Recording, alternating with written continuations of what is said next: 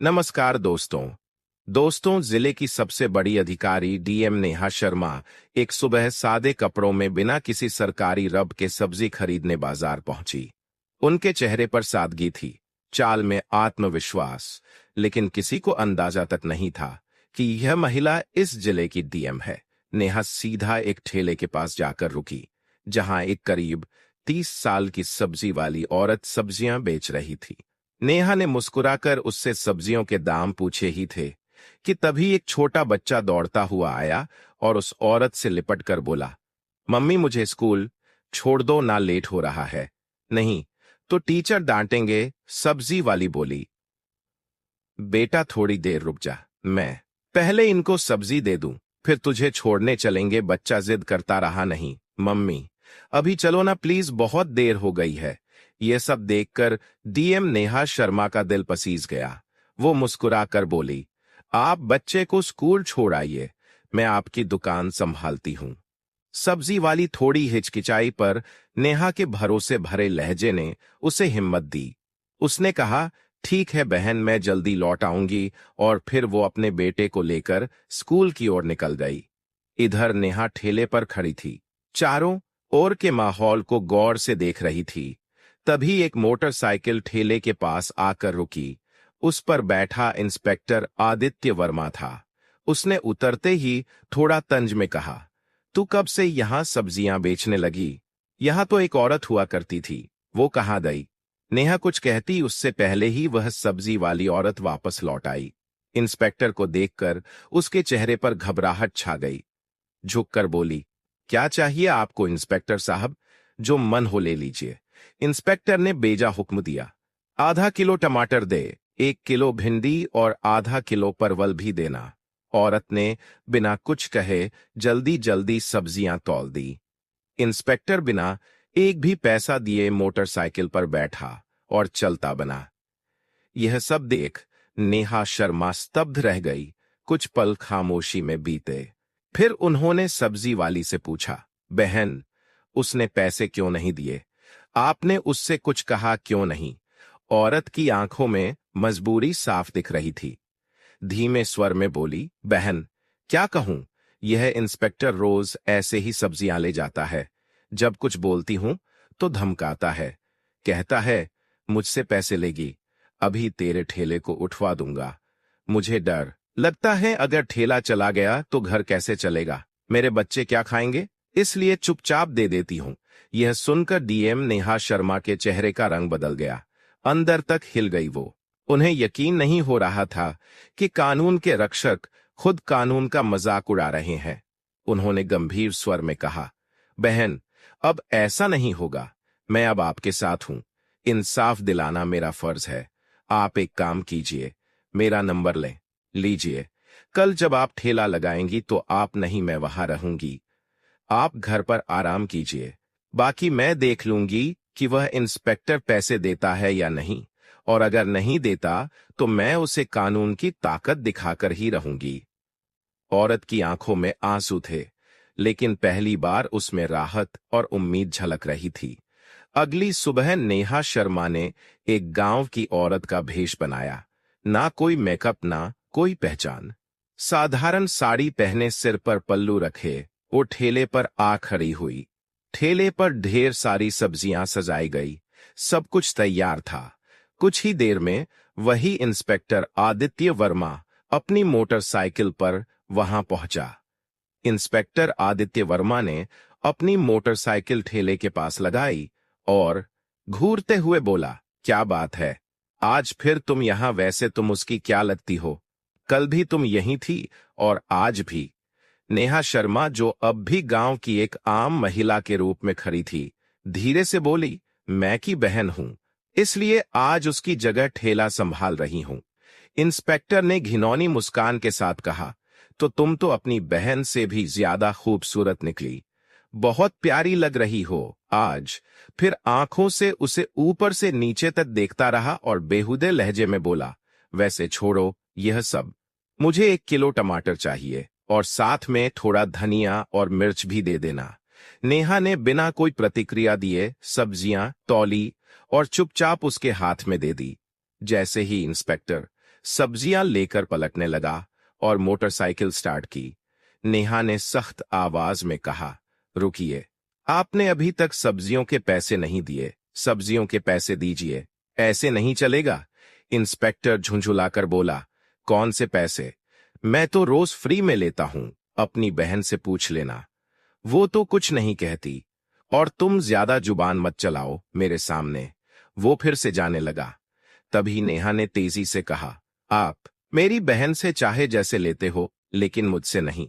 सब्जियों के पैसे देने होंगे। हमें भी पैसे खर्च करके ही यह सब्जी लानी पड़ती है, और अगर हम एक दिन सब्जी ना बेचे तो हमारे घर का चूल्हा नहीं जलता। आप जैसे लोग फ्री में सब्जी ले जाकर हमारे पेट पर लात मारते हैं। इतना सुनना था कि इंस्पेक्टर का घमंड भड़क उठा। उसने गुस्से में आकर एक जोरदार थप्पड़ नेहा के गाल पर जड़ दिया। नेहा लड़खड़ाई, लेकिन खुद को संभाल लिया। आंखों में आंसू थे, लेकिन आत्मसम्मान अब और चुप रहने को तैयार नहीं था। नेहा ने कांपती आवाज में कहा, आपने एक महिला पर हाथ उठाकर बहुत बड़ी गलती की है। इसका अंजाम भुगतना पड़ेगा आपको। इंस्पेक्टर और भड़क गया, गुस्से में चिल्लाया, तू मुझे सिखाएगी? तेरी इतनी औकात? अभी बताता हूं। फिर उसने नेहा के बाल खींच लिए। नेहा दर्द से करा उठी, लेकिन बाल छुड़ाकर बोली, ये सब बहुत गलत हो रहा है। मैं तुम्हारे खिलाफ रिपोर्ट करवाऊंगी। तुम्हें सब्जियों के पैसे देने ही होंगे। लेकिन इंस्पेक्टर अपनी हैसियत के नशे में डूबा हुआ था। बोला, रिपोर्ट? तेरी इतनी औकात है? तू एक सब्जी बेचने वाली, और मैं इस थाने का इंस्पेक्टर? मैं तुझे यहीं खड़े खड़े खरीद सकता हूं। ज्यादा जुबान चलाई तो उल्टा तुझे ही जेल में डाल दूंगा। इतना कहकर वह मोटरसाइकिल स्टार्ट कर वहां से चला गया। नेहा गुस्से से कांप रही थी, लेकिन अब भी उन्होंने खुद को संयमित रखा। वह जानना चाहती थी कि यह इंस्पेक्टर कितनी हद तक गिर सकता है। कुछ पल ठेले के पास बैठने के बाद उन्होंने सब्जी वाली को फोन किया और कहा, अब तुम ठेले पर आ जाओ। सब्जी वाली के आते ही नेहा वहां से चुपचाप निकल गई। घर जाकर उन्होंने अपने साधारण कपड़े बदले और पीले रंग का सलवार सूट पहनकर एक सामान्य महिला की तरह बिना किसी पहचान के थाने पहुंची। थाने में पहुंचते ही उन्होंने देखा कि इंस्पेक्टर आदित्य वर्मा वहां मौजूद नहीं था। एक हवलदार डेस्क पर बैठा था। नेहा ने सीधा उससे पूछा, मुझे रिपोर्ट दर्ज करानी है। इंस्पेक्टर आदित्य वर्मा कहाँ है? और एसीओ साहब से मिलना है। हवलदार ने जवाब दिया, इंस्पेक्टर साहब कुछ काम से घर गए हैं और एसीओ साहब भी फील्ड विजिट पर बाहर गए हैं। आप चाहे तो कुछ देर बैठ जाइए। नेहा की आंखों में अब इंसाफ की आग थी, और यह आग अब रुकने वाली नहीं थी। थाने में कुछ ही पल बीते थे कि अचानक दरवाजा खुला और भीतर एसीओ ऋतिक राणा ने प्रवेश किया। भारी कदमों के साथ अंदर आते ही उसकी नजर पीले रंग का सलवार सूट पहने उस साधारण सी दिखने वाली लड़की पर पड़ी, जो और कोई नहीं बल्कि डीएम नेहा शर्मा थी। ऋतिक राणा ने कड़क आवाज में पूछा, तुम कौन हो और यहां क्यों आई हो? नेहा ने शांत स्वर में कहा, मुझे रिपोर्ट दर्ज करवानी है। यह सुनकर ऋतिक राणा व्यंग में मुस्कुराया और बोला, रिपोर्ट करवानी है तो पहले कुछ खर्चा पानी लाया है। यहां रिपोर्ट दर्ज कराने के लिए 10 से 20 लगते हैं, लाई हो तो निकालो, फटाफट फिर लिखवाता हूं तुम्हारी रिपोर्ट। यह सुनते ही नेहा शर्मा का चेहरा सख्त हो गया। उन्होंने गंभीर स्वर में कहा, किस बात का पैसा? रिपोर्ट दर्ज करवाने के लिए कोई शुल्क नहीं लगता। आप रिश्वत क्यों मांग रहे हैं? प्रतीक राणा हंसते हुए बोला, तुम्हें किसने कहा कि मुफ्त में रिपोर्ट होती है? यहां जो भी आता है अपनी मर्जी से पैसे देता है, और अगर नहीं देगा तो उसकी रिपोर्ट नहीं लिखी जाएगी। अब तुम्हारी मर्जी है। नेहा ने गहरी सांस ली,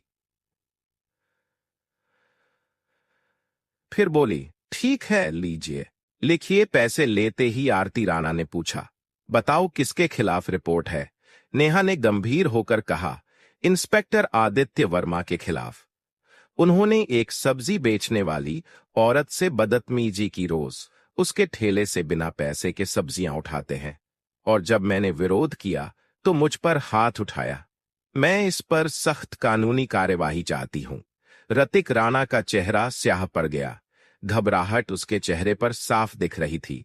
उसने हकलाते हुए कहा, वह तो हमारे थाने के सीनियर इंस्पेक्टर हैं, और वैसे भी अगर कोई फ्री में सामान दे दे तो इसमें क्या गलत है। हम पुलिस वाले हैं, थोड़ा बहुत चलता है। नेहा अब सब समझ चुकी थी। यह सिस्टम अंदर से सड़ चुका था।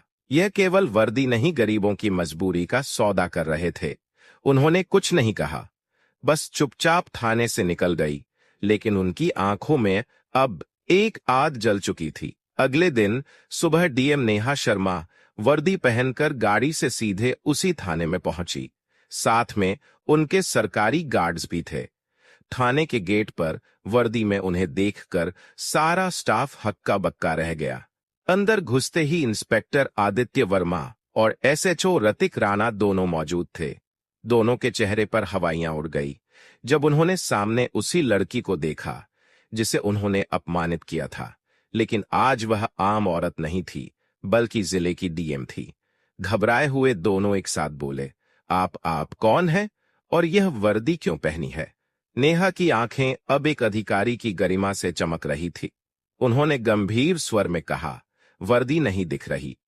मैं हूं इस जिले की डीएम नेहा शर्मा, और मैं अब सब जान चुकी हूं कि इस थाने में किस तरह गरीबों को धमकाया जाता है, उनसे पैसे ऐंठे जाते हैं और कानून के नाम पर अत्याचार किया जाता है।